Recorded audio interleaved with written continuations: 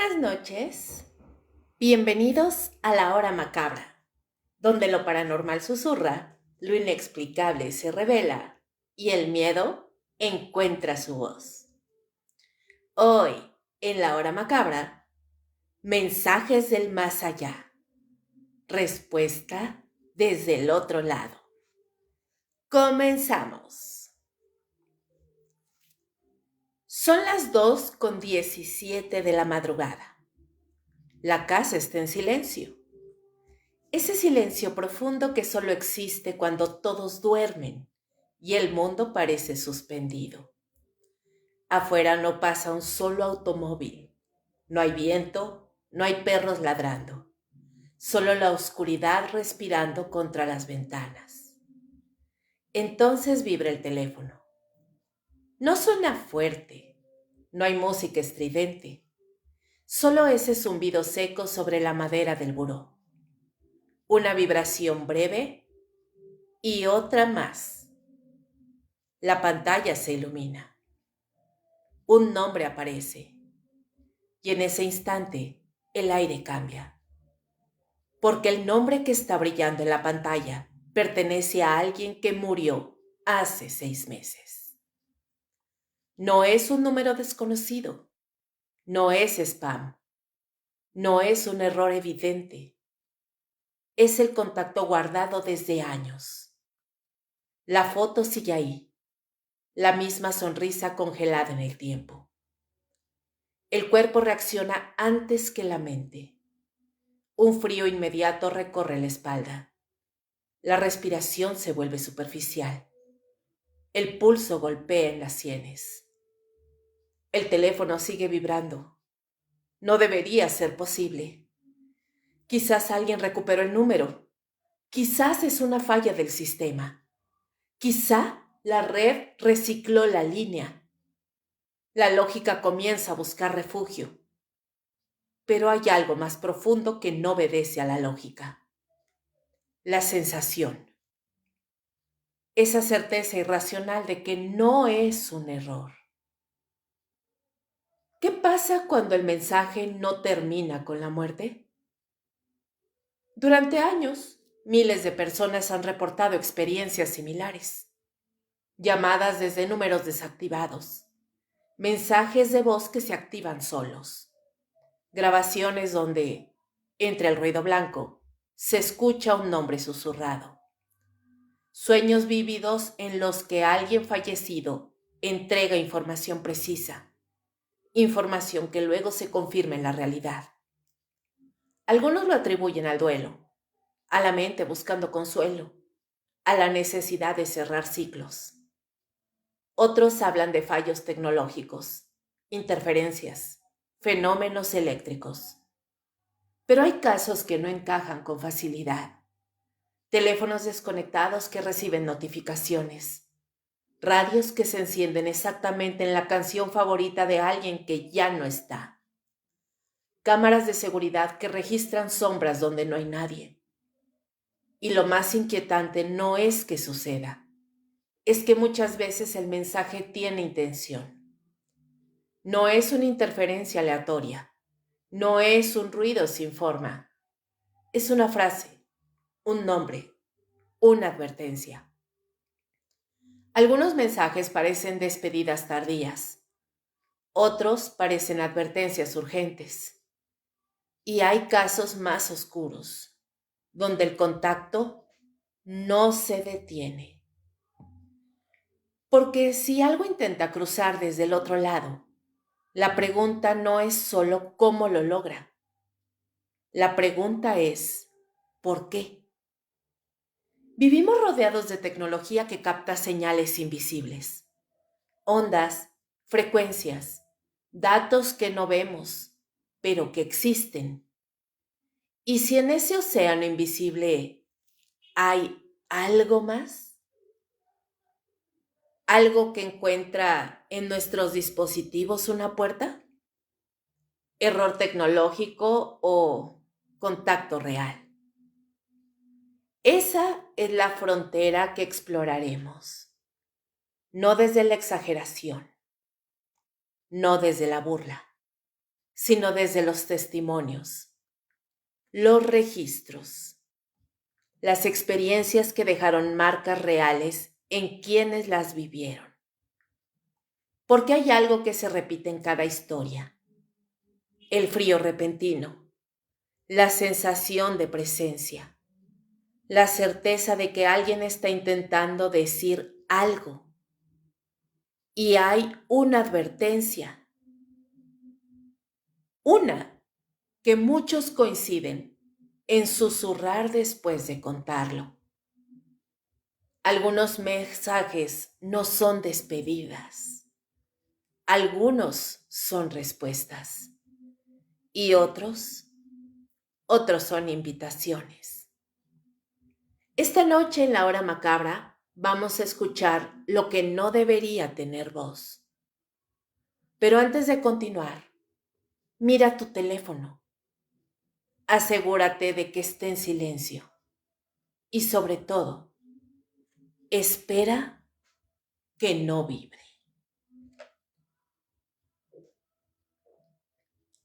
La llamada perdida. El primer caso que escuché no tenía nada de espectacular. No hubo gritos, ni luces parpadeando, ni voces distorsionadas. Solo una llamada común. El teléfono sonó a las 10:43 de la noche. En la pantalla apareció el nombre de su padre. Lo vio claramente. Foto incluida. El mismo contacto que no había tenido motivo para borrar desde el funeral. Su padre llevaba 3 meses muerto. Lo primero que pensó fue que alguien había activado el número. Tal vez la compañía telefónica lo había reasignado. Tal vez era una coincidencia cruel, pero algo no encajaba. La línea había sido cancelada oficialmente semanas antes. Contestó. No dijo hola, solo respiró. Del otro lado no hubo silencio absoluto. Se escuchaba un ruido leve, como estática distante, y luego una respiración. No una grabación evidente, no un audio comprimido. Era una respiración irregular, lenta. Duró 7 segundos. La llamada se cortó sola. Cuando revisó el historial, el número aparecía como siempre. Pero al intentar devolver la llamada, la operadora respondió con un mensaje automático. El número marcado no se encuentra en servicio. Durante días trató de convencerse de que había sido una falla técnica. Y es cierto que existen explicaciones racionales para algunos casos. Las compañías telefónicas reutilizan números. Los sistemas digitales pueden generar errores en la identificación de llamadas. Incluso existen fenómenos conocidos como spoofing, donde un número puede ser falsificado. Pero hay casos donde esas explicaciones no alcanzan. En 2008, una mujer en Illinois reportó haber recibido 3 llamadas del celular de su hermana fallecida en un accidente automovilístico. El dispositivo estaba bajo custodia policial como parte de la investigación. Las llamadas quedaron registradas en la compañía telefónica. No hubo actividad saliente confirmada desde el aparato. Los investigadores concluyeron que pudo tratarse de un error de la red, pero no pudieron reproducirlo.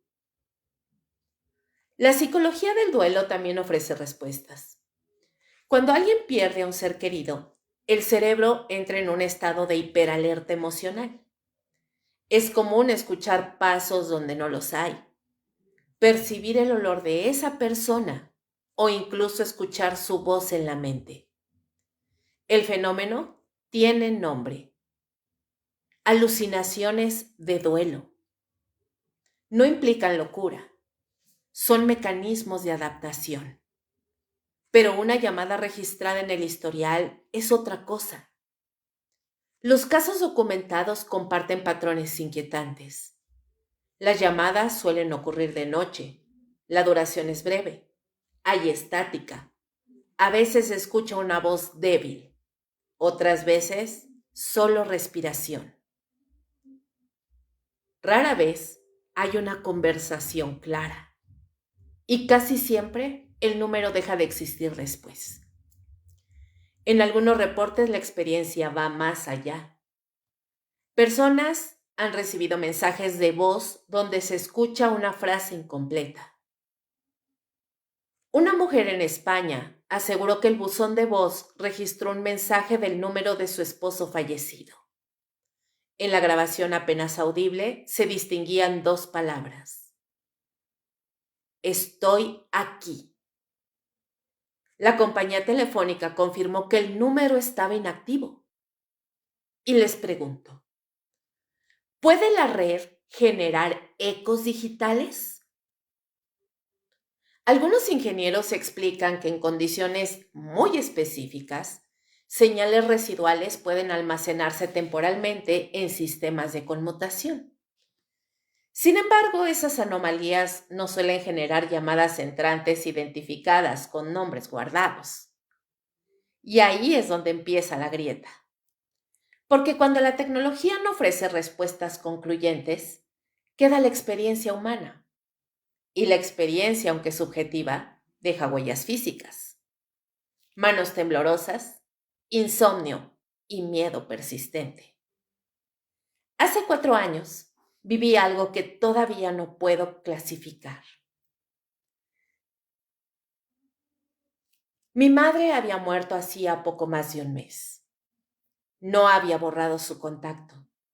No podía hacerlo. Una noche, mientras revisaba correos, el teléfono vibró sobre el escritorio. Su nombre apareció. No había posibilidad de error.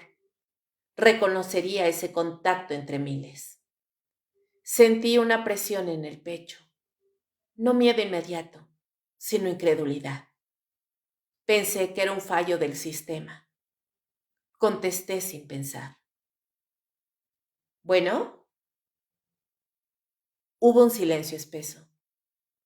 Luego, un sonido que no logró describir del todo. No era estática pura. Era como si alguien respirara a través de un micrófono cubierto por tela. Un sonido húmedo, distante. ¿Mamá? La palabra salió sola. La respiración se detuvo. La llamada terminó. Me quedé mirando la pantalla. Duración, 12 segundos. Intenté devolver la llamada. Número inexistente. Revisé facturas, registros. Pedí explicaciones a la compañía. Nunca encontraron actividad saliente asociada a esa línea. ¿Fue mi mente? ¿Una coincidencia técnica? ¿Un error del sistema? No lo sé. Pero esa noche soñé con ella. No fue un sueño normal. Estaba de pie en la cocina de la casa donde crecí. No habló, solo me miró. Y antes de despertar, dijo algo que no había dicho en años. No cuelgues. Desde entonces, cada vez que el teléfono vibra de madrugada, mi cuerpo reacciona antes que mi razón. La ciencia insiste en buscar patrones medibles, y debe hacerlo. La mayoría de estos casos pueden explicarse por errores tecnológicos, números reciclados o fenómenos psicológicos relacionados con el duelo. Pero la palabra mayoría implica que existe un resto, un porcentaje mínimo que no encaja. Casos donde la llamada ocurre minutos después del fallecimiento, antes de que la noticia sea conocida. Casos donde varias personas presencian el mismo fenómeno. Casos donde la grabación queda almacenada y no puede ser atribuida a manipulación. No estamos hablando de películas, estamos hablando de registros. Y aunque cada historia tenga posibles explicaciones racionales, hay algo que todas comparten: la sensación de intención, como si no fuera un ruido aleatorio, como si alguien estuviera intentando cruzar una línea. Quizá la tecnología, con todas sus señales invisibles, crea puentes involuntarios. Quizá las redes almacenan fragmentos que no comprendemos. O quizá, y esta es la idea que incomoda, la muerte no interrumpe todas las formas de comunicación. Tal vez algunas conexiones persisten. La llamada perdida no siempre es un error. A veces es una grieta, una breve apertura entre dos estados que creemos separados. Y lo verdaderamente inquietante no es que el teléfono suene, es que un día, cuando contestes, puede que haya algo esperando respuesta. Voces en la grabadora. El silencio absoluto no existe. Siempre hay algo vibrando, una corriente eléctrica en las paredes, el aire desplazándose apenas, el zumbido imperceptible de un aparato en reposo. Incluso una habitación cerrada, con las ventanas selladas y las luces apagadas. El mundo respira. Y sin embargo, hay quienes aseguran que dentro de ese silencio imperfecto, algo más responde. Las psicofonías, también conocidas como EVP, Electronic Voice Phenomena, son grabaciones de voces que no estaban presentes en el momento en que se captó el audio. Susurros, palabras sueltas, frases breves, algunas apenas audibles, otras inquietantemente claras. El método es sencillo: una grabadora, un espacio aparentemente vacío, una pregunta formulada en voz alta. Silencio. Después, al reproducir el archivo, aparece algo. El procedimiento formal se desarrolló a mediados del siglo XX. En 1959, el productor sueco Fredrik Jürgenson aseguró haber grabado el canto de unos pájaros en el campo. Al revisar la cinta, escuchó una voz humana que comentaba el sonido de las aves. Juraba que era la voz de su madre fallecida. Más tarde, el psicólogo letón Konstantin Raudive realizó cientos de grabaciones experimentales. Publicó resultados que incluían fragmentos donde se percibían palabras en distintos idiomas. Raudive sostenía que las voces no seguían el mismo patrón acústico que una voz humana normal. Eran más breves, comprimidas, como si hablaran desde una frecuencia ajena. Las investigaciones formales han intentado replicar el fenómeno bajo condiciones controladas. Laboratorios con aislamiento acústico, micrófonos de alta sensibilidad, ambientes electromagnéticamente estables. En la mayoría de los casos, el resultado es ruido blanco, interferencias, sonidos ambientales mal interpretados. La ciencia tiene una explicación sólida para muchas psicofonías. La pareidolia auditiva, es decir, el cerebro humano está programado para reconocer patrones, especialmente voces. Cuando escuchamos ruido aleatorio, nuestra mente tiende a reorganizarlo en sílabas familiares. Pero el problema surge cuando la grabación parece responder a una pregunta. En una investigación documentada en España, un equipo colocó una grabadora digital en una habitación vacía de un edificio antiguo. Formularon preguntas sencillas.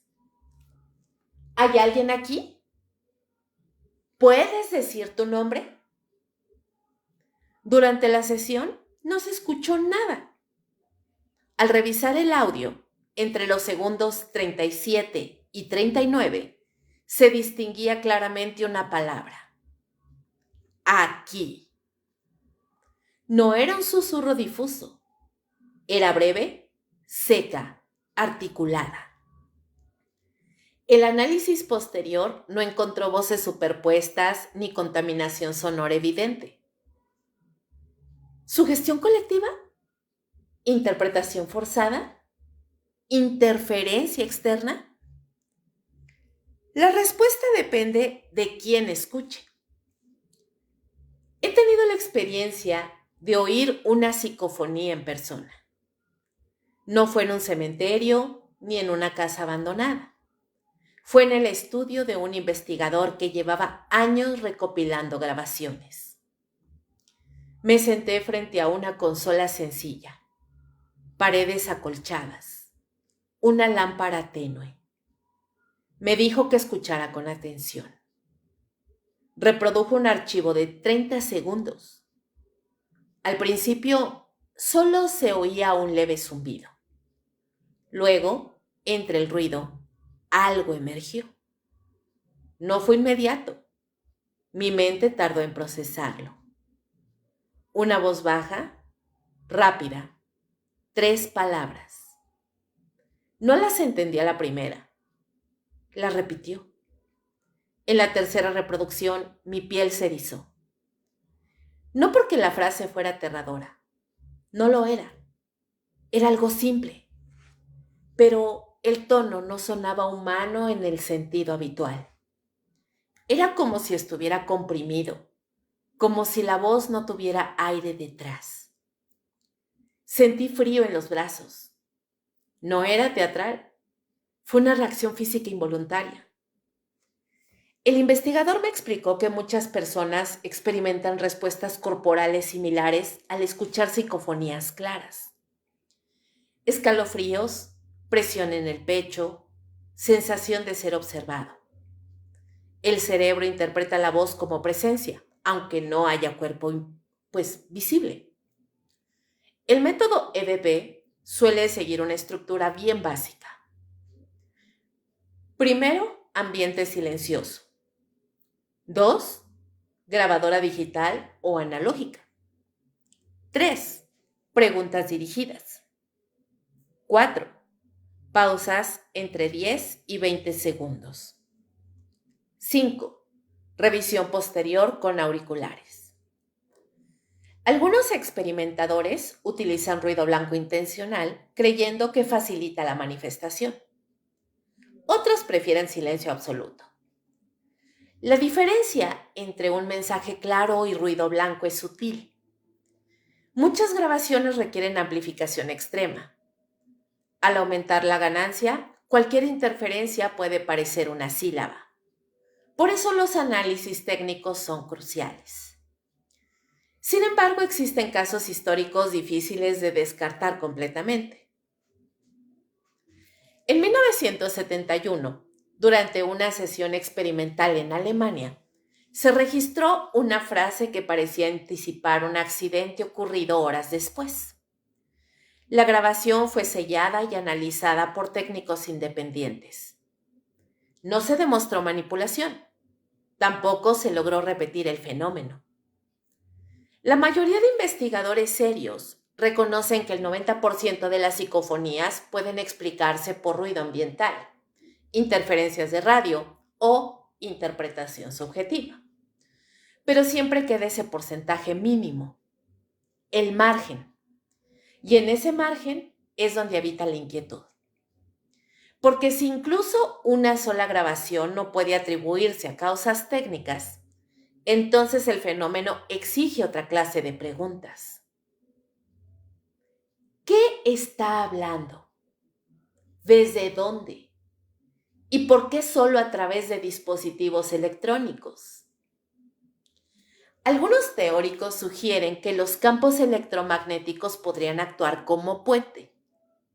Otros hablan de conciencia residual, una especie de eco energético que queda adherido a ciertos lugares. Pero ninguna hipótesis ha sido demostrada de manera concluyente. Lo más perturbador no es la voz en sí, es la intención. En varias grabaciones analizadas, las supuestas respuestas parecen coherentes con la pregunta formulada. No siempre, pero lo suficiente como para generar inquietud. En una sesión privada a la que asistí meses después, decidí participar activamente. La habitación estaba en penumbra. Colocamos la grabadora en el centro de la mesa. Hice una pregunta sencilla. Si hay alguien aquí, ¿puedes decir mi nombre? El silencio fue total. No sentí nada extraño en ese momento. Al revisar el archivo, pasaron casi 20 segundos sin variaciones significativas. Luego, un susurro breve. No pronunció mi nombre completo, pero dijo la primera sílaba. La escuché una y otra vez buscando otra explicación. Tal vez era el crujido de la madera, tal vez una interferencia remota. Pero el sonido tenía inflexión, tenía forma. No volví a participar en otra sesión. Porque una vez que escuchas algo que no estaba ahí, el silencio cambia para siempre. Ya no es ausencia, es expectativa. La ciencia continúa investigando. Los escépticos insisten, con razón, en la necesidad de controles rigurosos. Muchos fraudes han sido expuestos a lo largo de los años. Manipulaciones digitales, sugestión colectiva, ediciones ocultas. Pero incluso descontando el engaño, queda una pregunta abierta. ¿Por qué el fenómeno persiste? Década tras década, grabadora tras grabadora. Quizás las psicofonías no sean mensajes en el sentido tradicional. Tal vez sean fragmentos, interferencias de algo que no comprendemos. O quizá el propio acto de escuchar modifica la percepción. Hay algo profundamente inquietante en reproducir una grabación y escuchar una voz que no estaba en la habitación. Porque entonces el tiempo deja de ser lineal. La voz no pertenece al momento en que fue captada, pertenece a otro. Y si eso es posible, si el sonido puede transportar algo más que vibración, entonces la muerte tal vez no sea un muro sólido, tal vez sea solo una frecuencia distinta. Y cuando apagues la grabadora esta noche, cuando el silencio regrese a la habitación, pregúntate si realmente estás solo, o si alguien, en algún lugar que no alcanzas a ver, está esperando reproducir algo cuando presiones el botón. El sueño que no era sueño. Hay sueños que se disuelven al amanecer, se evaporan como niebla cuando abrimos los ojos, y hay otros que no. No se desvanecen, no pierden forma, no se fragmentan. Permanecen nítidos, intactos, como si no hubieran sido creados por la mente dormida, sino insertados en ella. Las personas que han vivido este tipo de experiencia coinciden en algo inquietante. No se sienten como sueños, se sienten como visitas. El fenómeno es antiguo. Culturas enteras han considerado el estado onírico como un umbral, una frontera donde el alma puede cruzar y regresar con mensajes. Pero más allá de la interpretación espiritual, hay testimonios contemporáneos que desconciertan incluso a los más escépticos. El patrón suele repetirse. Un familiar fallecido aparece, no como un recuerdo borroso, no como una escena reconstruida. Aparece con una claridad imposible. El entorno es estable, no cambia como en los sueños comunes. Hay coherencia espacial, conversaciones lógicas, detalles sensoriales precisos. la textura de la ropa, el olor característico, la temperatura del ambiente. Y casi siempre hay una sensación de urgencia, como si el tiempo fuera limitado. Conocí el caso de Laura, una mujer que perdió a su hermano menor en un accidente automovilístico. Durante semanas no logró dormir más de 2 horas seguidas. El duelo la mantenía en un estado de alerta constante. Una madrugada finalmente cayó en un sueño profundo. Soñó que estaba sentada en la cocina de la casa donde crecieron. La luz era tenue, amarillenta.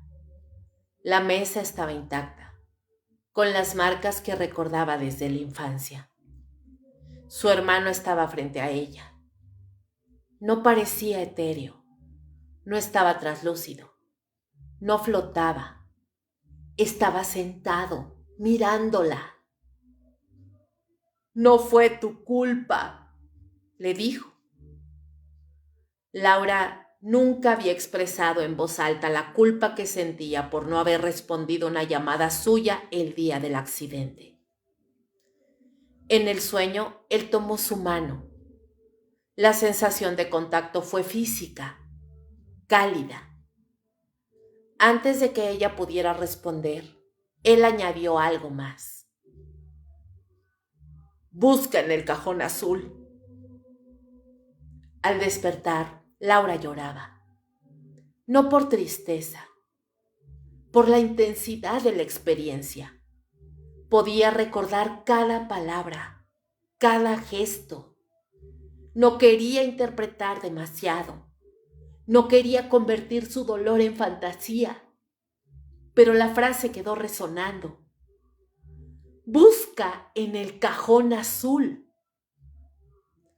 En la casa de su madre había un viejo mueble con varios cajones.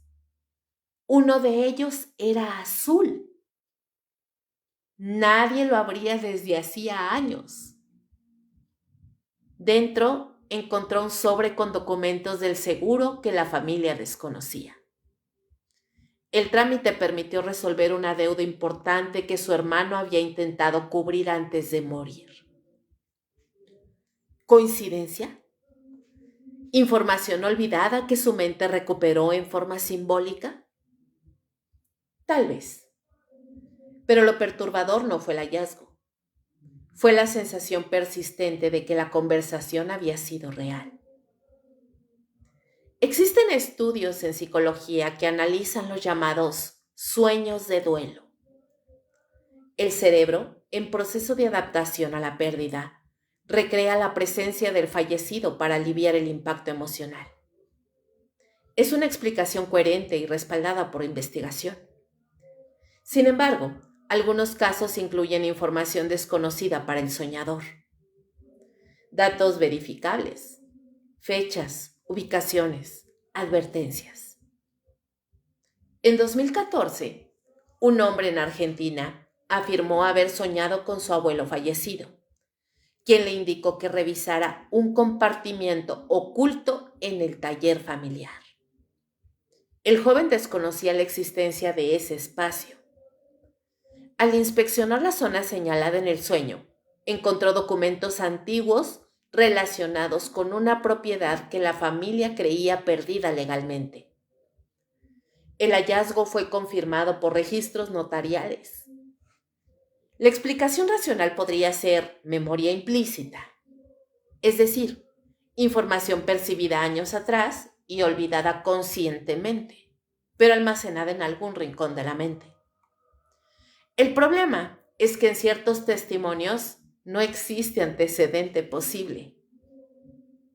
Hay experiencias compartidas, casos donde 2 personas sueñan con el mismo fallecido la misma noche, describiendo mensajes similares sin haberse comunicado entre sí. Uno de esos relatos ocurrió en una pequeña ciudad al norte de México. 2 hermanas, distanciadas durante años, soñaron con su padre fallecido. En ambos sueños, él pedía que reconciliaran su relación. Ambas describieron la misma camisa, el mismo escenario, las mismas palabras. Hablaron al día siguiente por casualidad.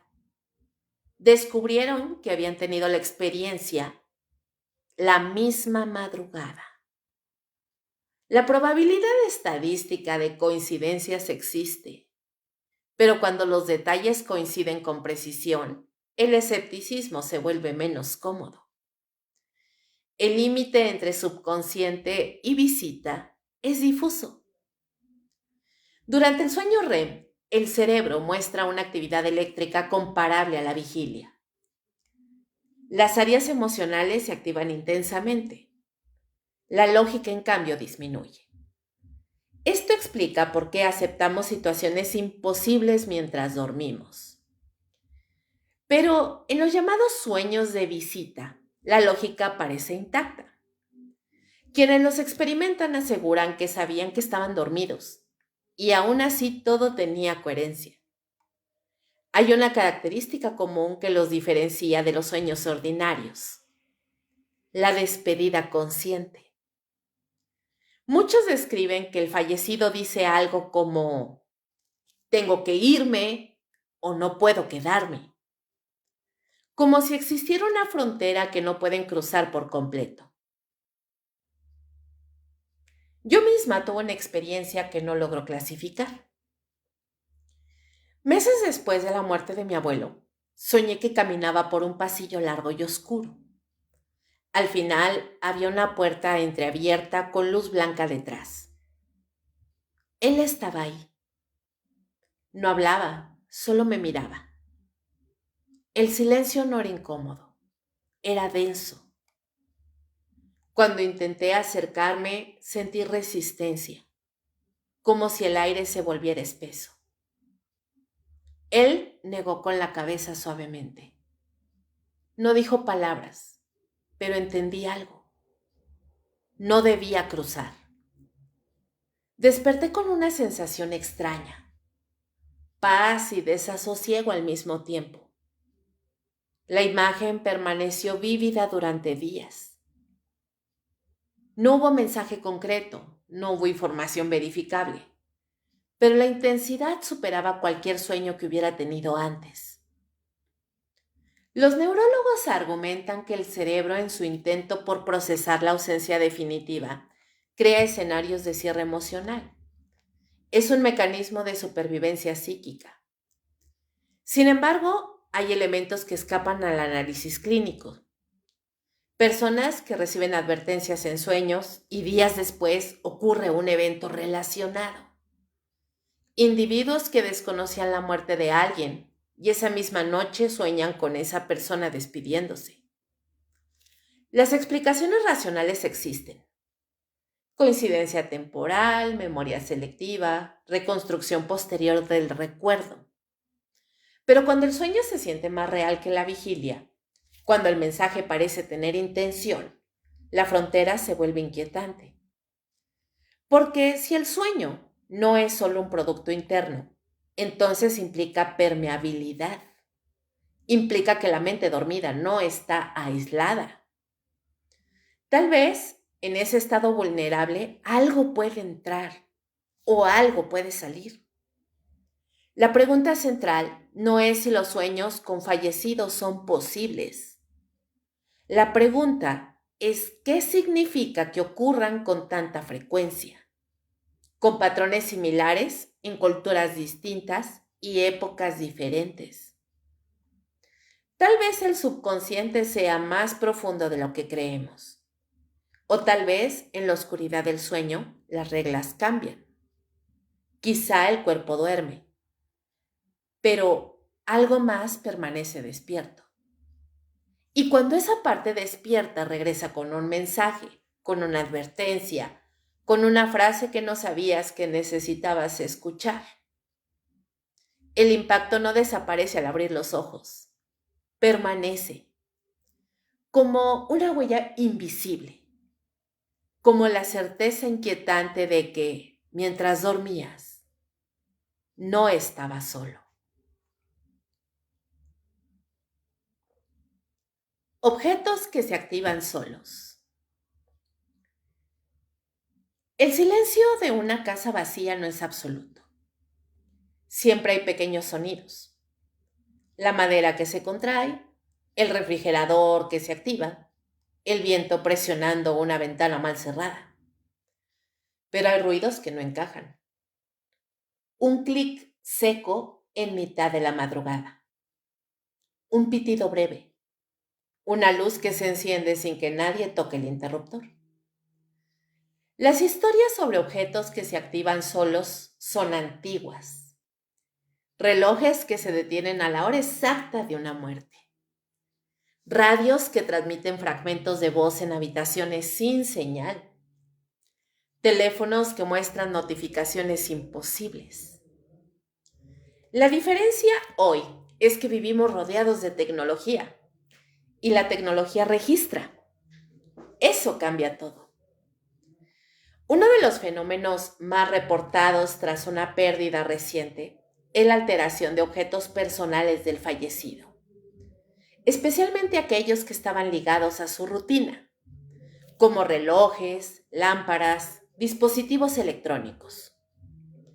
Hay un caso documentado en Reino Unido en el que un reloj de pulsera mecánico, guardado en una caja cerrada durante meses, comenzó a funcionar la noche del aniversario de la muerte de su propietario. El reloj había sido declarado irreparable. Un relojero lo había confirmado.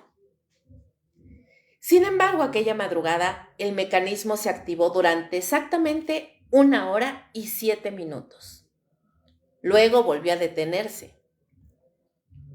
¿Falla mecánica? Muy posiblemente. Pero para la familia, la coincidencia fue demasiado precisa.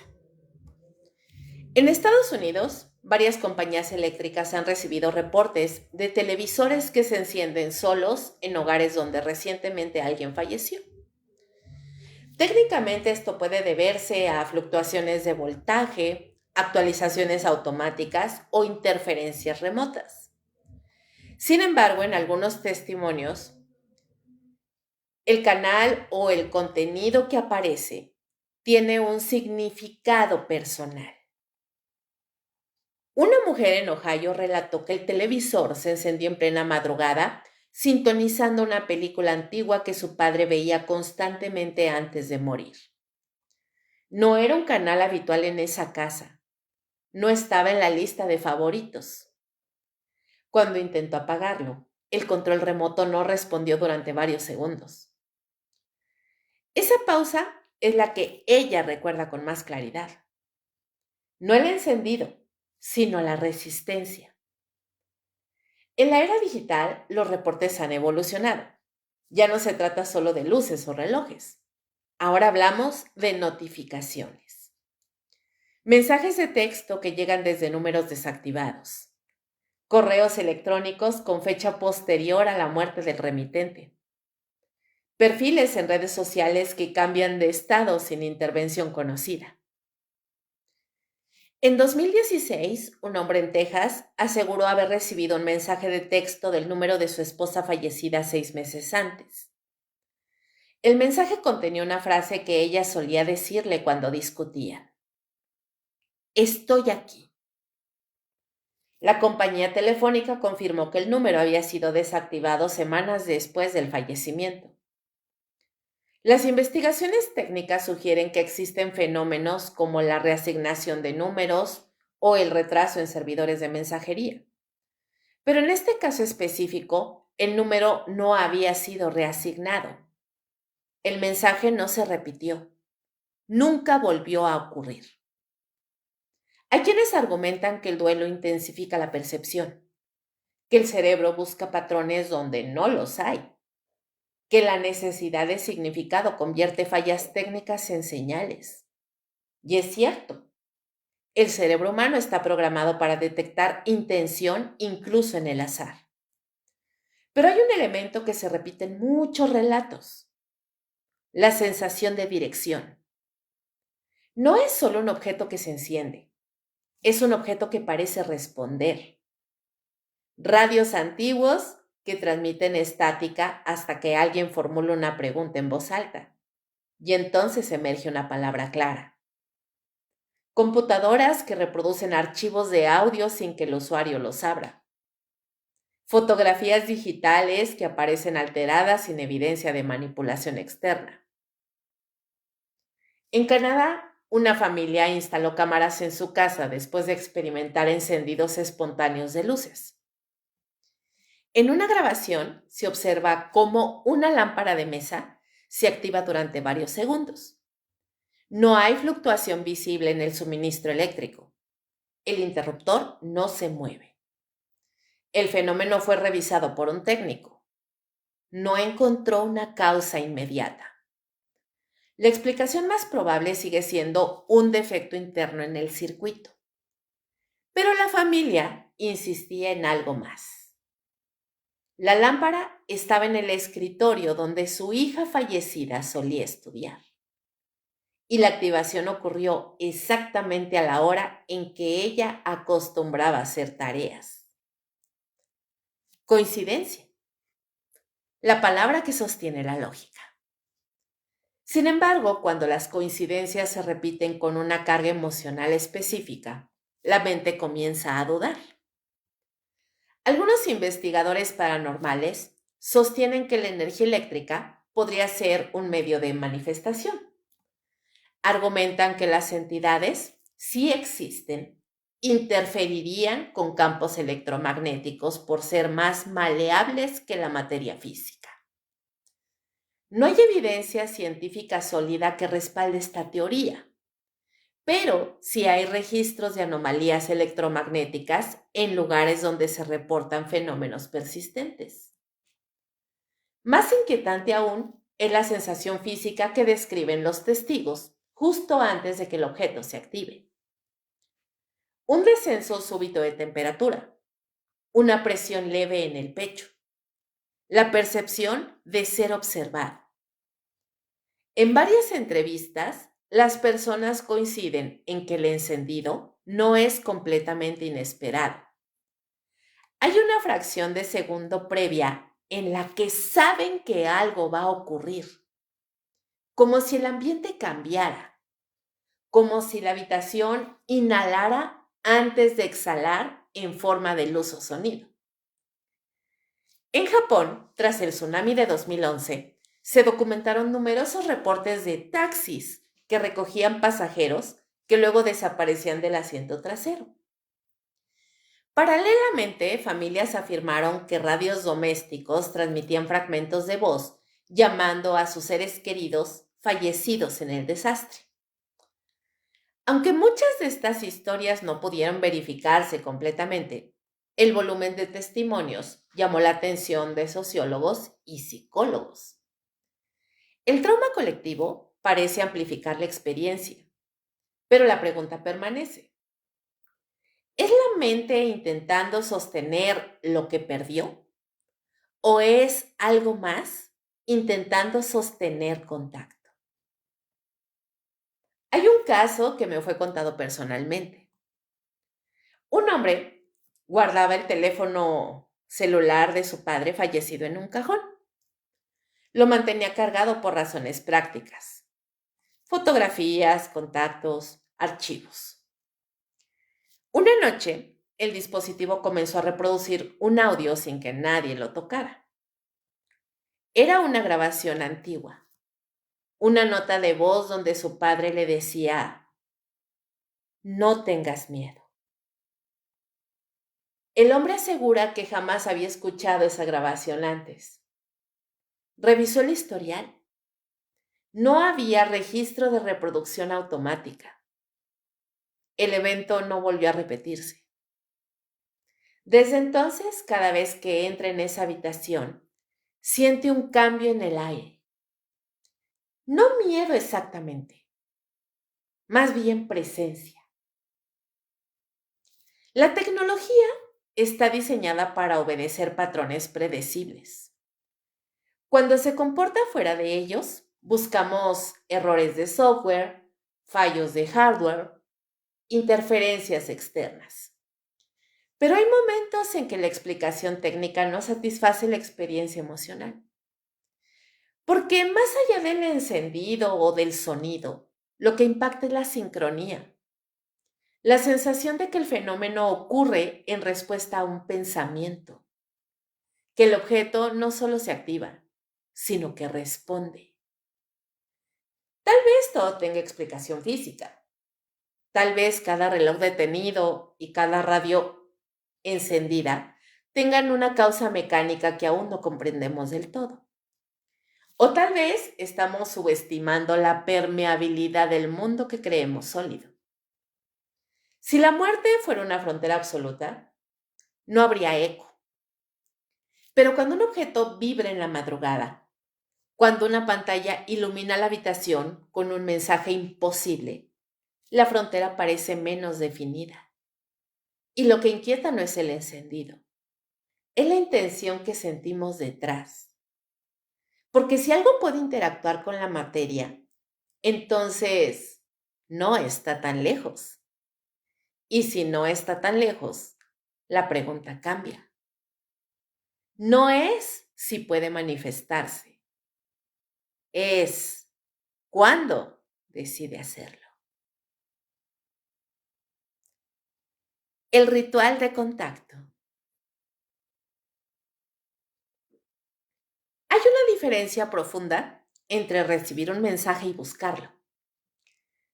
Hasta ahora hemos hablado de llamadas inesperadas, voces grabadas sin intención previa, objetos que parecen activarse solos, fenómenos que interrumpen en la vida cotidiana sin ninguna invitación. Pero existe otro territorio más inquietante, el de quienes deciden abrir la puerta. La necesidad de contacto es una fuerza poderosa. El duelo deja preguntas suspendidas, palabras que no se dijeron, advertencias que no se escucharon, culpa, amor incluso, asuntos pendientes. Y cuando la ausencia se vuelve insoportable, algunos intentan forzar el silencio. Los rituales de contacto no son nuevos. Existen registros desde el siglo XIX, cuando el espiritismo se convirtió en un movimiento social en Europa y en Estados Unidos. Mesas que giraban, golpes codificados, médiums que entraban en trance frente a los testigos. Hoy, el objeto más asociado a ese intento sigue siendo el mismo, la tabla Ouija. Un tablero con letras, números y palabras. Hola y adiós. Un puntero que se mueve supuestamente impulsado por fuerzas invisibles. Oficialmente se explica mediante el efecto ideomotor, es decir, movimientos musculares involuntarios que los participantes no perciben conscientemente. Pero la explicación técnica no siempre reduce la experiencia emocional. He escuchado testimonios de personas que comenzaron jugando. Risas nerviosas, luces apagadas, velas encendidas solo para intensificar la atmósfera. Una pregunta formulada en voz baja. ¿Hay alguien aquí? Al principio nada. Luego, un leve desplazamiento del puntero. Alguien acusa a otro de empujarlo. Todos lo niegan. La tensión aumenta. El ambiente cambia. No es teatral, es físico. Hay quienes describen una presión en los oídos, un descenso súbito de temperatura, una sensación de electricidad en la piel. El puntero comienza a moverse con mayor firmeza. Responde nombres, da fechas, a veces información que ninguno de los presentes afirma conocer. En la mayoría de los casos, el fenómeno termina ahí. El tablero se guarda y la experiencia se convierte en anécdota. Pero no siempre. Uno de los relatos más inquietantes que investigué fue el de una joven que intentó contactar a su hermano fallecido en un accidente automovilístico. Lo hizo sola, en su habitación, varias semanas después del funeral. La primera noche no ocurrió nada. La segunda, el puntero se movió lentamente hacia la palabra sí. Ella preguntó, ¿eres tú? El puntero volvió al sí. Durante varios minutos, las respuestas parecían coherentes. Palabras simples, frases cortas. Estoy bien, no llores. La sesión terminó con la palabra adiós. Pero en los días siguientes comenzaron pequeños cambios. Sueños intensos donde su hermano parecía inmóvil, observándola sin hablar. Sensación de ser vigilada en la habitación. Pesadillas repetitivas donde algo intentaba entrar por la puerta. La tercera vez que utilizó la tabla, la comunicación fue distinta. Las respuestas ya no eran suaves. Se pronunciaban más bien el puntero indicaba palabras un poquito con más intensidad. Quédate, no cierres, no me dejes. Ella cerró la sesión abruptamente, guardó el tablero, intentó olvidar, pero los fenómenos no cesaron. Objetos que caían sin explicación, golpes en las paredes durante la madrugada, episodios breves de parálisis del sueño acompañados por una presión intensa en el pecho y una presencia que parecía inclinarse sobre su cama. Los psicólogos podrían interpretar estos eventos como manifestaciones de duelo, estrés postraumático, chance y sugestión. Y es importante decirlo. Muchas experiencias atribuidas a posesión o contacto tienen raíces psicológicas profundas. La mente humana, enfrentada a la pérdida, puede generar fenómenos sensoriales vívidos, alucinaciones breves, distorsiones perceptivas, estados disociativos. Pero lo inquietante es cuando la experiencia trasciende a la persona que la inició. En el caso de esta joven, su madre comenzó a escuchar pasos en el pasillo cuando estaba sola. Su padre afirmó haber sentido una mano fría sobre el hombro mientras veía la tele. Ninguno de ellos sabía que la ouija había sido utilizada. Cuando finalmente la chica lo confesó, el ambiente en la casa cambió. El miedo ahora sí dejó de ser individual. Hay algo particularmente perturbador en los rituales deliberados. La intención. Cuando alguien formula la pregunta, ¿hay alguien aquí? Está abriendo una posibilidad. No sabemos qué o quién responde. La escritura automática es otro medio de contacto. Una persona sostiene un bolígrafo sobre papel y permite que su mano se mueva sin intervención consciente.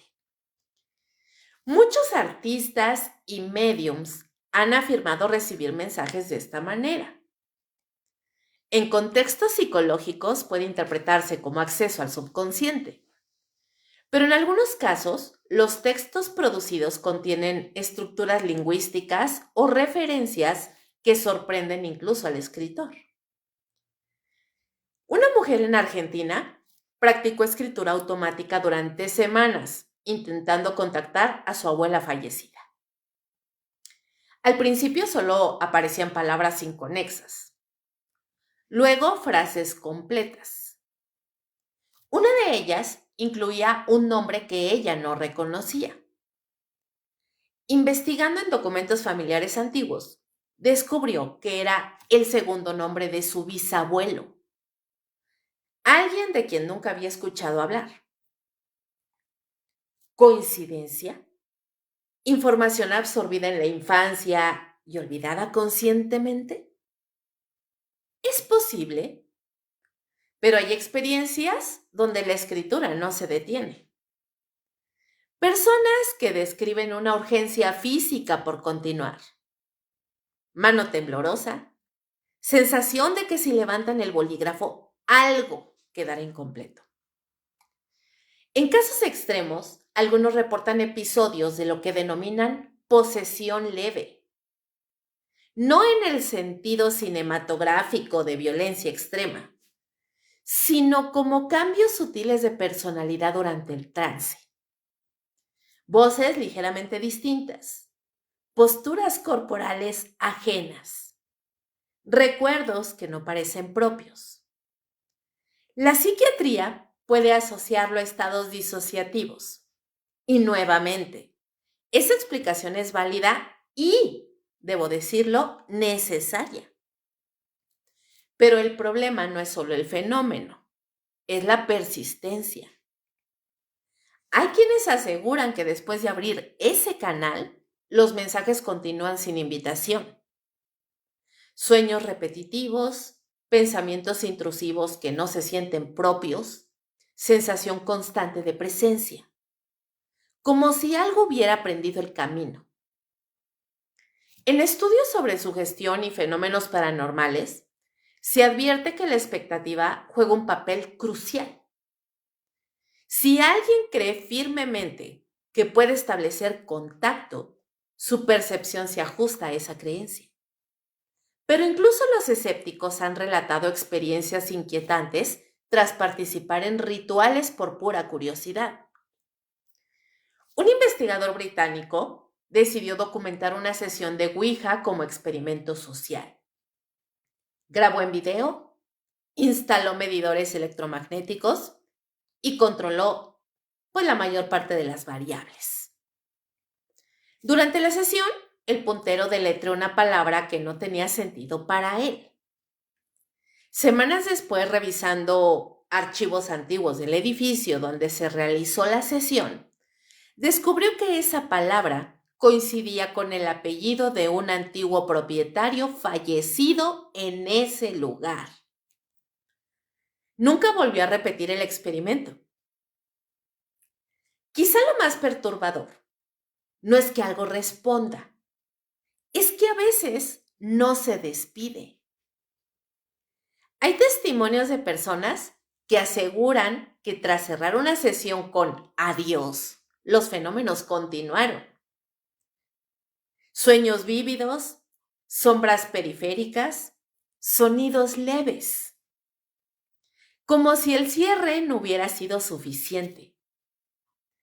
Los rituales de contacto operan sobre una premisa bien sencilla. Si hay algo al otro lado, puede comunicarse, pero rara vez se formula la pregunta inversa.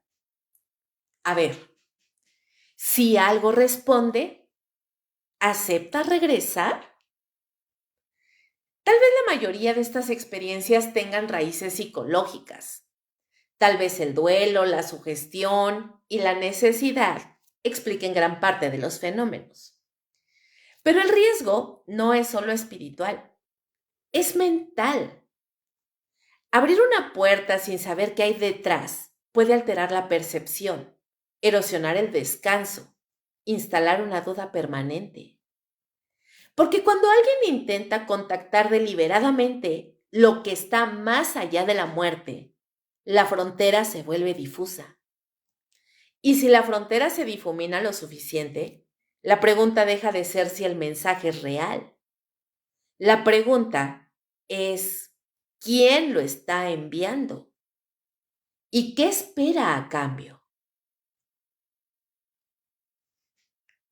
La casa que responde. Hay casas que guardan silencio. Hay casas que parecen escuchar. Y no hablo de crujidos normales ni del ecológico de una estructura antigua. Hablo de espacios donde el aire parece cargado, donde el sonido no solo rebota, sino que responde. Todo comienza con algo pequeño. Un susurro que nadie logra ubicar. Un nombre pronunciado en un tono apenas audible. Una palabra. Ven, que parece deslizarse por el pasillo cuando la casa está vacía. La mayoría de las veces, quien lo escucha lo descarta. Piensa que a lo mejor es fatiga, Es su imaginación, está muy estresado. El cerebro es experto en completar sonidos incompletos. Puede convertir el viento en palabras, pero hay casos en los que la experiencia se repite. En una vivienda al norte de España, una familia comenzó a escuchar el nombre de su hija durante la madrugada. No un grito, no una voz fuerte. Era más bien un murmullo, como si alguien estuviera probando el sonido del nombre en la oscuridad. La niña dormía. El primer episodio ocurrió a las 3 de la mañana con 12 minutos. La mamá despertó convencida de que su esposo la había llamado desde la sala. Él dormía a su lado. La segunda vez, ambos la escucharon. No provenía de un punto específico. Era una vibración suave que parecía recorrer el pasillo, como si la casa estuviera pronunciando el nombre. Total que se pusieron a instalar grabadoras ambientales. Y durante 3 noches no ocurrió absolutamente nada. En la cuarta, el audio captó algo. Entre el ruido estático se escucha claramente una sílaba que coincide con el inicio del nombre de la niña. No es perfecta, no es una frase completa, pero es articulada. Los técnicos que revisaron la grabación sugirieron interferencia de radiofrecuencia. Sin embargo, la frecuencia captada no coincidía con ninguna transmisión cercana. Más inquietante que el sonido fue la reacción física. Cada vez que la voz se manifestaba, la temperatura descendía abruptamente en el pasillo central. Un termómetro digital registró una caída de casi 4 grados en menos de 30 segundos. El frío no se extendía por toda la casa. Era localizado, como si algo ocupara el espacio. La percepción de vigilancia es otro elemento constante en este tipo de relatos. No es miedo inmediato, es la sensación persistente de que algo observa desde un punto específico. Un rincón, una puerta entreabierta, el reflejo oscuro de una ventana por la noche. He visitado una casa donde esa sensación era casi palpable. Desde el momento en que crucé el umbral, el ambiente parecía comprimido. No había olores extraños, no había manchas en las paredes, vaya, nada físicamente alarmante. Pero el silencio era denso. Los propietarios aseguraban escuchar su propio nombre susurrado en distintos puntos de la casa. Nunca al mismo tiempo, siempre en soledad. Es como si la casa aprendiera tu voz. Eso me dijo el dueño. Colocaron cámaras térmicas en el pasillo principal y en la sala. Durante varias noches no captaron nada inusual. Hasta que una madrugada, a las 2 de la mañana, con 46 minutos, la cámara registró una anomalía. En el extremo del pasillo apareció una silueta más fría que el entorno. No tenía forma humana definida. Era más bien una distorsión alargada, como una sombra térmica invertida. Duró 17 segundos. Luego desapareció. El sistema no registró apertura de puertas ni ventanas. No hubo cambios de presión atmosférica significativos.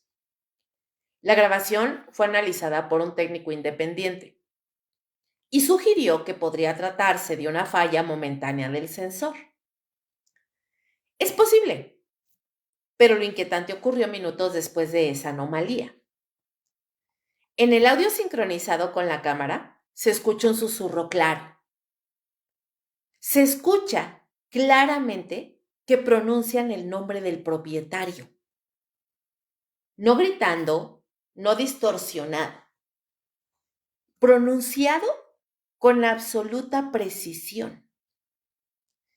Cuando escuché esa grabación por primera vez, no fue el sonido lo que me perturbó, fue el contexto. La voz no tenía eco natural, no parecía rebotar contra paredes. Era como si estuviera muy cerca del micrófono, demasiado cerca. En otro caso, en Argentina, una mujer comenzó a escuchar su nombre cada vez que se quedaba sola en la cocina. Al principio pensó que era su hijo llamándola desde el patio, pero el llamado provenía del interior de la casa. Grabó un video con su teléfono mientras caminaba por el pasillo, describiendo en voz alta lo que sentía. En el segundo 38 del video, justo cuando dice, "Otra vez me están llamando", una voz masculina susurra su nombre. Ella no reaccionó en ese momento, solo descubrió ese sonido al revisar la grabación. Cuando reprodujo el audio frente a su familia, el ambiente cambió. La voz no pertenecía a nadie conocido. Las casas antiguas acumulan historias. Eso es indiscutible. Generaciones que habitan, discuten, aman, mueren. Pero incluso en construcciones recientes se han reportado fenómenos similares. No parece depender de la edad del edificio. Parece depender de la experiencia humana que ocurre adentro. Algunos investigadores sostienen que ciertos eventos traumáticos pueden imprimirse en un espacio, generando lo que denominan fenómenos residuales, ecos energéticos que se repiten sin conciencia. Pero en muchos testimonios la respuesta parece interactiva. No es un eco fijo, es adaptativo.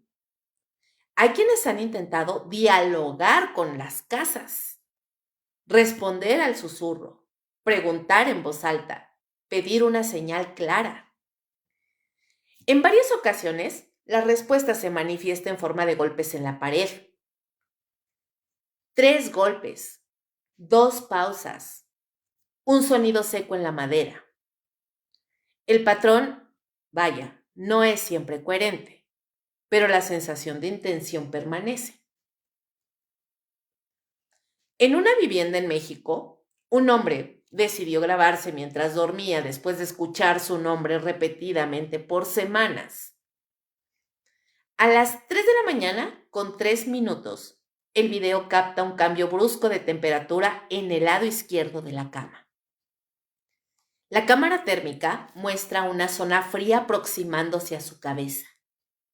Segundos después, él se incorpora abruptamente. Al revisar el audio, se escucha claramente un susurro justo antes de que despierte. Ese susurro decía su nombre. No volvió a dormir en esa habitación. La explicación racional puede apuntar a múltiples factores. Pueden ser corrientes de aire imperceptibles, dilatación de materiales, pareidolia auditiva. Pero cuando el fenómeno se repite con consistencia, cuando diferentes personas escuchan el mismo llamado, cuando las grabaciones lo captan sin que nadie lo espere, ahí es donde la duda se instala.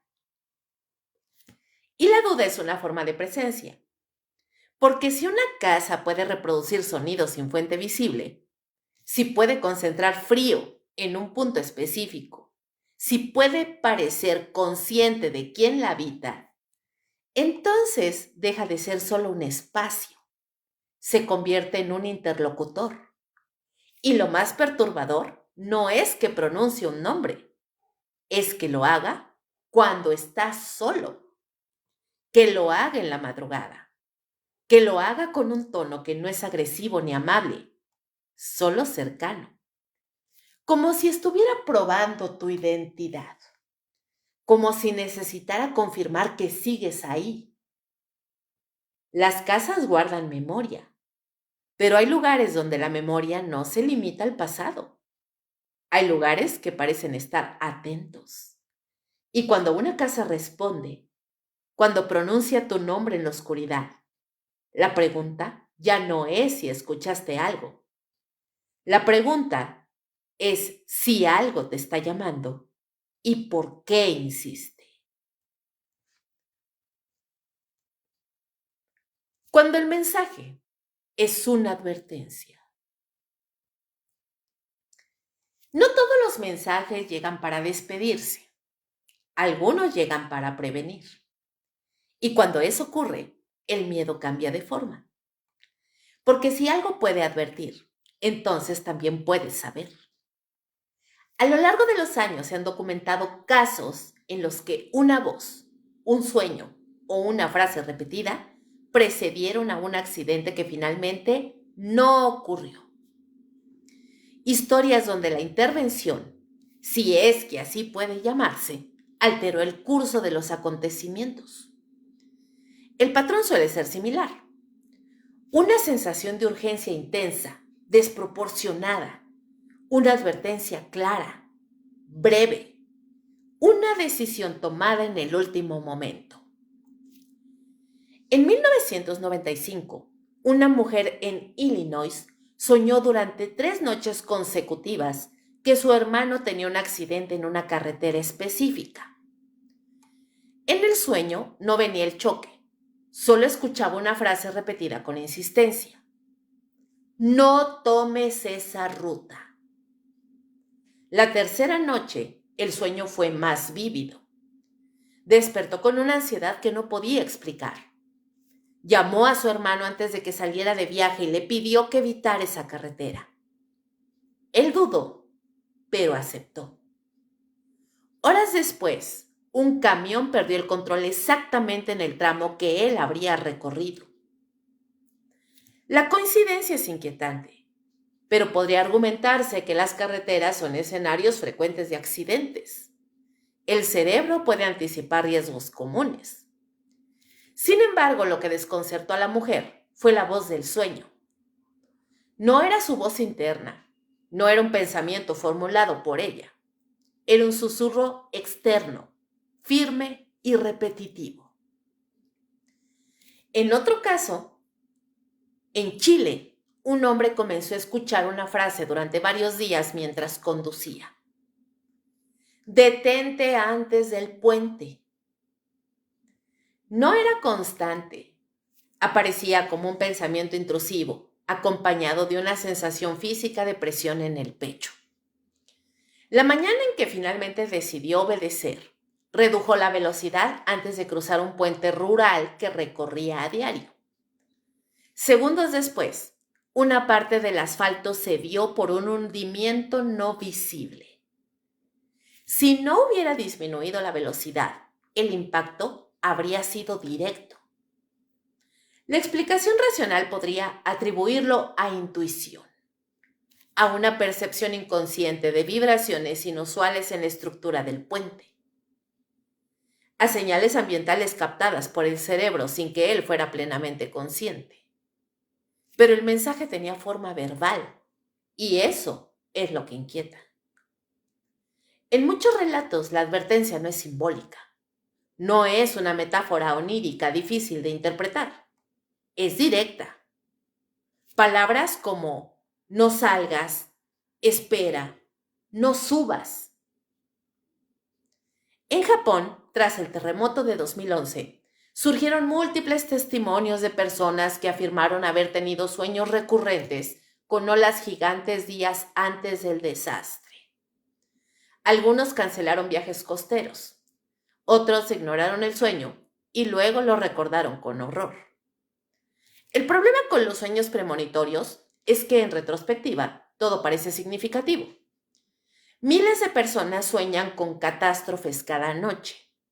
Solo unos pocos coinciden con eventos reales. Pero cuando el sueño es específico, repetitivo y provoca una acción concreta que evita una tragedia personal, la explicación se vuelve menos cómoda. He hablado con alguien que recibió una advertencia horas antes de un incendio doméstico. Estaba dormido cuando soñó que su abuela fallecida lo despertaba. En el sueño, ella no decía nada más que una palabra. Ahora. Despertó sobresaltado, sintió el olor a humo segundos después. Una falla eléctrica había comenzado en la cocina. Logró apagar el incendio antes de que se propagara. La coincidencia podría atribuirse al olor inicial filtrándose en su sueño, generando una imagen mental que lo despertó. Pero él insiste en algo distinto. En el sueño, su abuela no estaba como en vida. No sonreía, no hablaba con ternura. Su expresión era seria, urgente, y la palabra no fue susurrada, fue ordenada. Hay otro tipo de advertencia más perturbadora, aquella que se repite antes de que ocurra algo inevitable.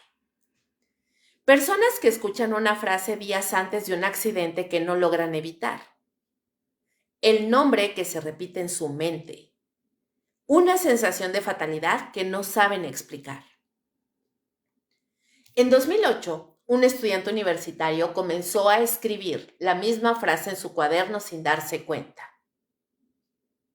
La frase decía, el miércoles a las 4.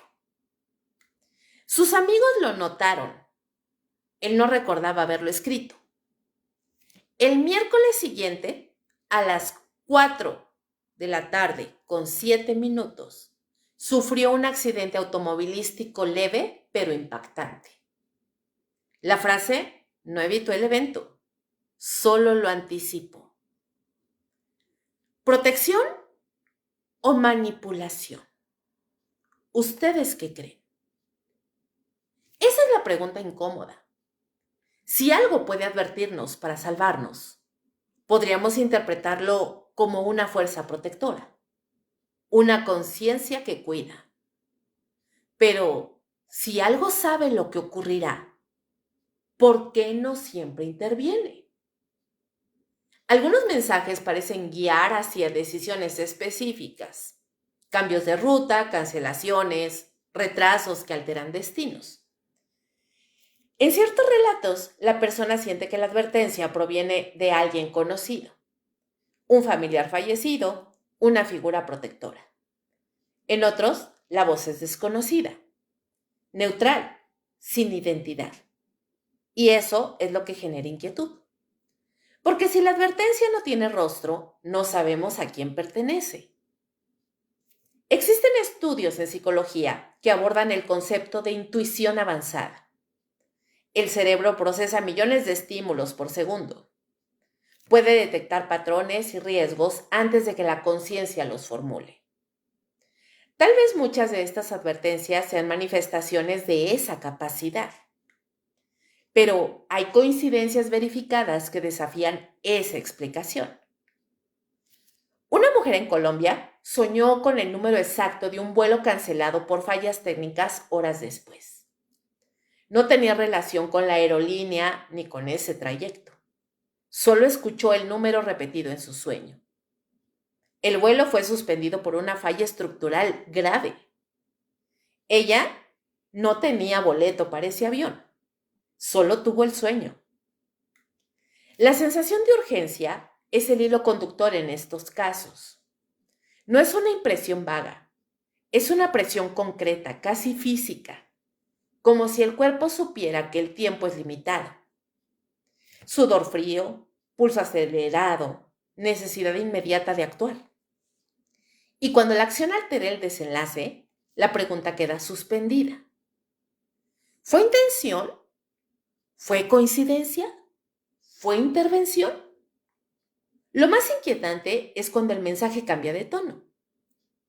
Hay relatos donde la advertencia inicial es protectora, pero luego evoluciona en algo más insistente, más demandante. Hazlo, no ignores, escucha. como si la voz necesitara obediencia. Si consideramos la posibilidad de que exista algo capaz de comunicarse, debemos aceptar también la posibilidad de intención múltiple. No todo mensaje sería benevolente. No toda advertencia sería altruista. A veces la línea entre protección y manipulación es delgada. Porque si alguien o algo puede influir en nuestras decisiones mediante el miedo o la urgencia, entonces está interviniendo en nuestro libre albedrío. Y eso cambia la naturaleza del fenómeno. Quizá muchos de estos casos tengan explicaciones racionales que aún no comprendemos completamente. El cerebro humano es un sistema complejo, capaz de anticipar riesgos y generar respuestas instintivas poderosas. Pero cuando la advertencia tiene voz, cuando repite una frase con claridad, cuando salva una vida o anuncia un destino inevitable, la duda se instala y esa duda es persistente. Porque si hay mensajes que llegan antes del desastre, entonces la muerte no es el único límite que se atraviesa, también el tiempo. Y si algo puede moverse entre lo que fue y lo que será, entonces la pregunta no es solo quién envía el mensaje, es ¿qué más sabe? ¿Y qué otras advertencias hemos ignorado? No era para ti. Hay algo más inquietante que recibir un mensaje. Es descubrir que no estaba dirigido a ti. O peor aún, que fingía estarlo. Hasta ahora hemos hablado de llamadas imposibles, advertencias urgentes, voces que pronuncian nombres y casas que responden. En muchos casos la experiencia parecía tener coherencia, un destinatario claro, un propósito aparente. Pero existe otra categoría más oscura. Mensajes que comienzan siendo familiares y terminan revelando algo ajeno. El fenómeno del mímic, documentado en múltiples tradiciones culturales, describe entidades o presencias que imitan voces conocidas para ganar confianza. No se presentan como algo extraño, se presentan como alguien amado. Una madre, un hermano, un hijo. La voz suena correcta, el tono es preciso. Incluso utiliza expresiones íntimas que solo esa persona empleaba en vida. Y ahí comienza el problema. En 2014, una mujer en Canadá afirmó escuchar la voz de su esposo fallecido llamándola desde la cocina.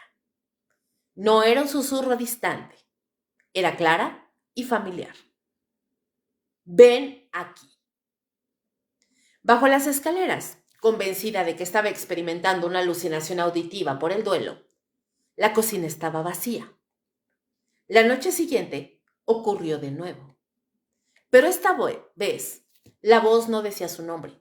Solo repetía una frase que su esposo nunca había usado. Escúchame. Con el paso de las semanas, la voz comenzó a cambiar.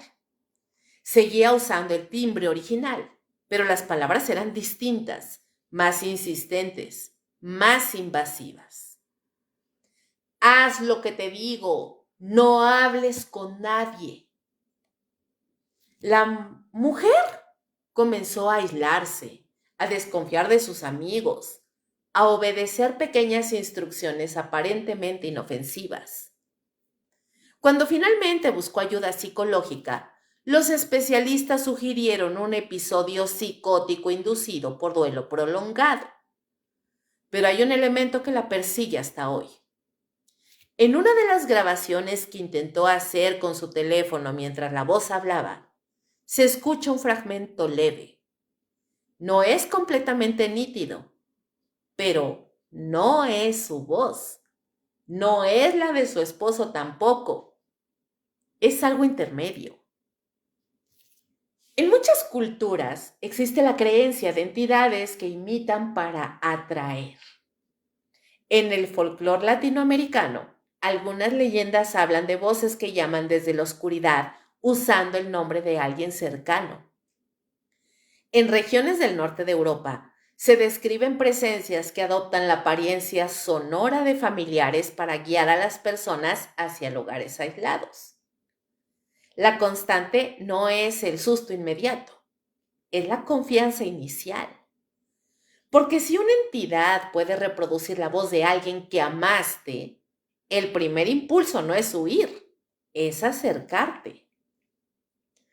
En Estados Unidos, un joven relató haber escuchado la voz de su madre, que, debo aclarar, que la señora estaba viva, llamándolo desde el pasillo de su departamento. ¿Pero qué creen? Él vivía solo. Su madre estaba en otro estado del país. La voz no gritaba, susurraba. Estoy aquí. Pensó que era una ilusión auditiva, el estrés laboral, la falta de sueño. Pero la voz se repitió durante 3 noches consecutivas, siempre entre las 2:30 y las 3 de la mañana. La tercera noche respondió en voz alta. ¿Dónde estás? El silencio que siguió no fue inmediato. Hubo un leve sonido, como una respiración contenida. Después, una risa breve. No era la risa de su madre. Desde ese momento comenzaron cambios sutiles en su comportamiento. Insomnio persistente, sensación de presencia constante, irritabilidad extrema. Sus amigos notaron que su forma de hablar había cambiado ligeramente. Pausas inusuales, miradas prolongadas hacia puntos vacíos. Cuando finalmente se mudó del departamento, los fenómenos cesaron, pero durante meses soñó con la misma frase. No era para ti. Esa frase es el eje de muchos testimonios donde el contacto parece haberse desviado. Casos en los que alguien intenta comunicarse con un ser querido mediante un ritual y recibe respuestas coherentes al principio. Luego, las respuestas cambian de tono. Se vuelven más frías, más ambiguas, más manipuladoras. En estudios de fenómenos paranormales, algunos investigadores han planteado la hipótesis del engaño espiritual.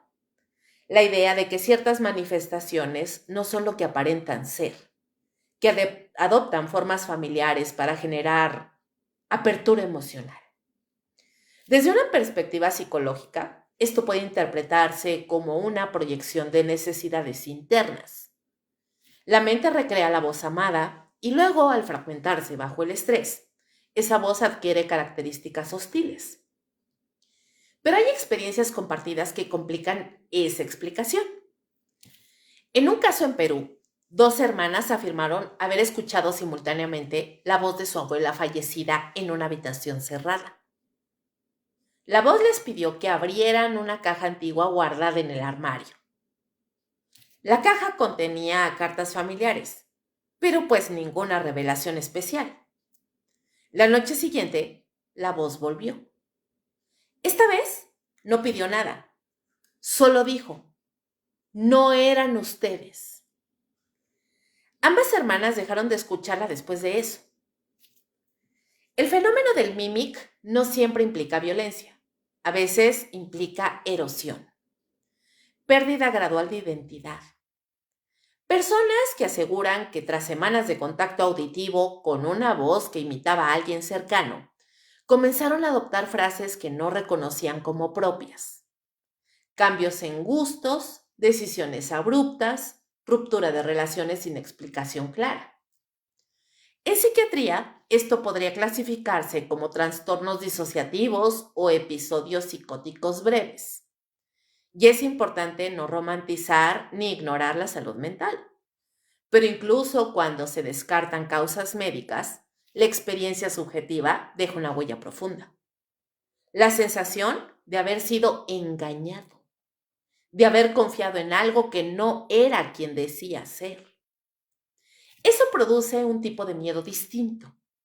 No el miedo al ruido en la oscuridad, sino el miedo a la falsificación de lo íntimo. Si algo puede imitar la voz que más confianza te inspira, entonces la frontera entre lo propio y lo ajeno se desdibuja. Y si esa frontera se pierde, ¿cómo distinguir el pensamiento interno del susurro externo? Algunos investigadores sostienen que el cerebro puede generar voces internas con tal realismo que parecen externas. Otros argumentan que el fenómeno podría estar relacionado con campos electromagnéticos que afectan la percepción auditiva. Pero ninguna teoría explica completamente la sincronía compartida entre múltiples testigos en un mismo espacio, ni la frase que aparece sin contexto. No era para ti. Tal vez algunos mensajes no están dirigidos al destinatario que los recibe. Tal vez ciertas manifestaciones buscan una puerta específica y al no encontrarla utilizan la más cercana. Y cuando eso ocurre, la experiencia puede volverse inestable. Porque el contacto no siempre es bidireccional. A veces es una intrusión. Y cuando una voz adopta el timbre de alguien que amaste, cuando pronuncia tu nombre con exactitud milimétrica, cuando te invita a confiar, la pregunta ya no es si existe algo más allá. La pregunta es qué también puede fingir. Y si alguna vez sabrás la diferencia. La noche vuelve a estar en silencio, el mismo silencio espeso del inicio. La habitación a oscuras, el aire inmóvil, el teléfono sobre la mesa. ¿Recuerdas la primera vez que vibró? El número imposible, el nombre de alguien que ya no debería aparecer en ninguna pantalla. La sensación de frío que no venía del clima, sino de adentro. Ese instante en que el mundo cotidiano se rompió en dos. Pensaste que era un error. Luego pensaste que era tu mente. Después, que quizá era una despedida que no llegó a tiempo. Pero los mensajes no siempre son lo que creemos. A las 3:17 de la madrugada, el teléfono vuelve a vibrar. No suena fuerte.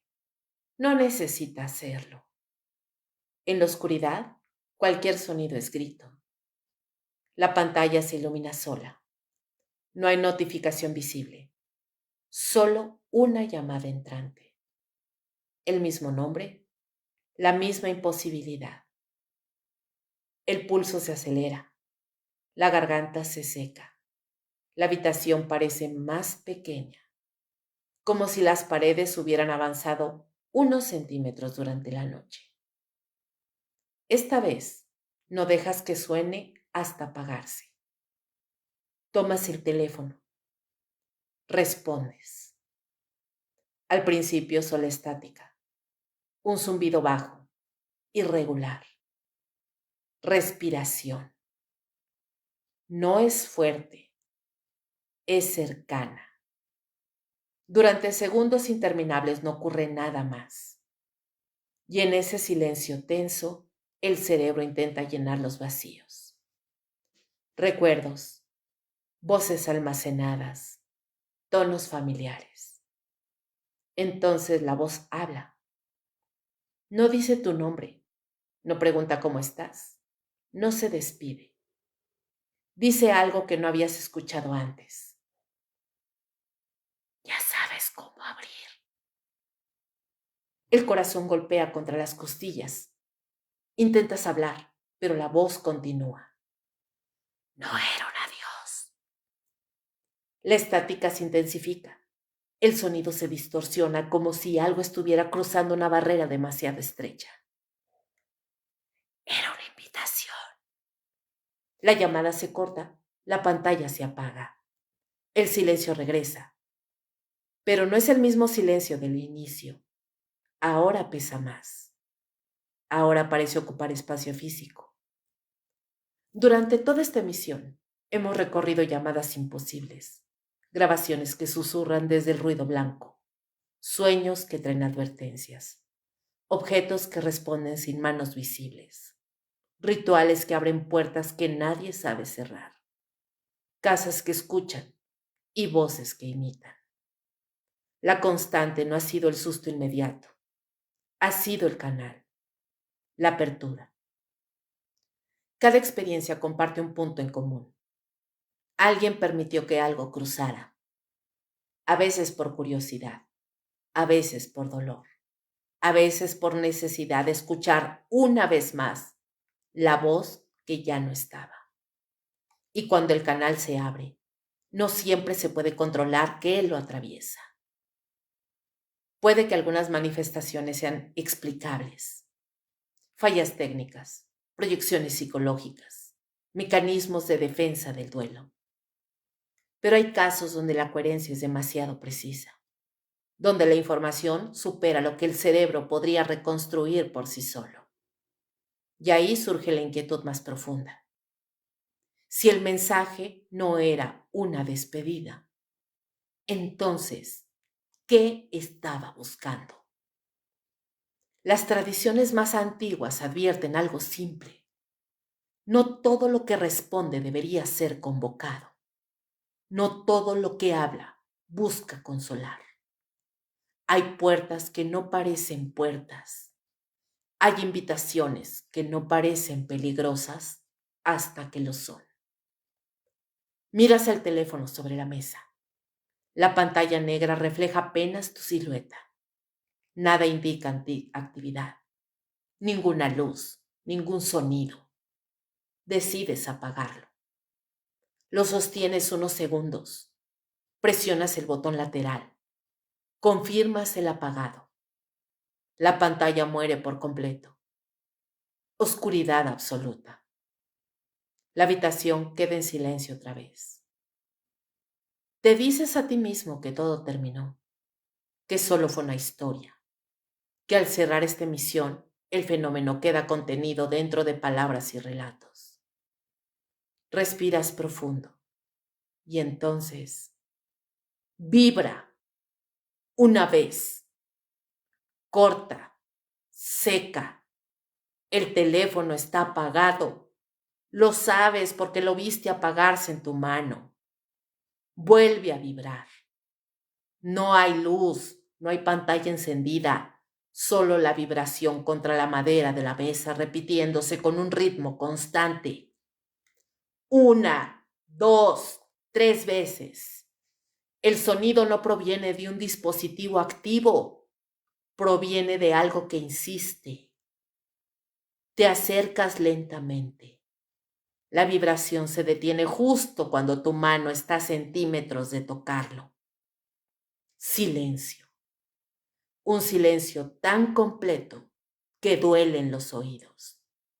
Y en ese vacío, sin altavoz, sin señal, sin energía visible, escuchas algo más. No desde el teléfono, desde la habitación, desde un punto indeterminado detrás de ti.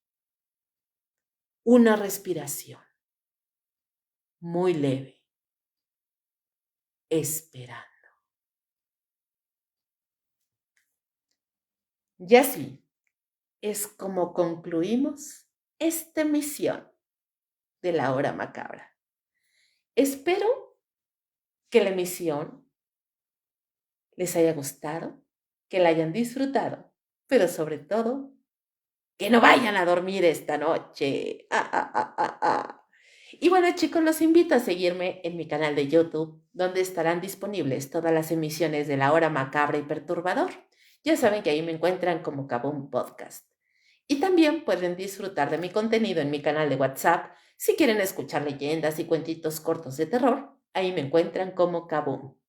Hasta la próxima emisión de La Hora Macabra, donde cada noche las sombras tienen algo que contar y nosotros estamos para escucharlas. Hasta entonces, buenas noches o lo que quede de ella y como siempre les deseo, dulces pesadillas. Chau, chau.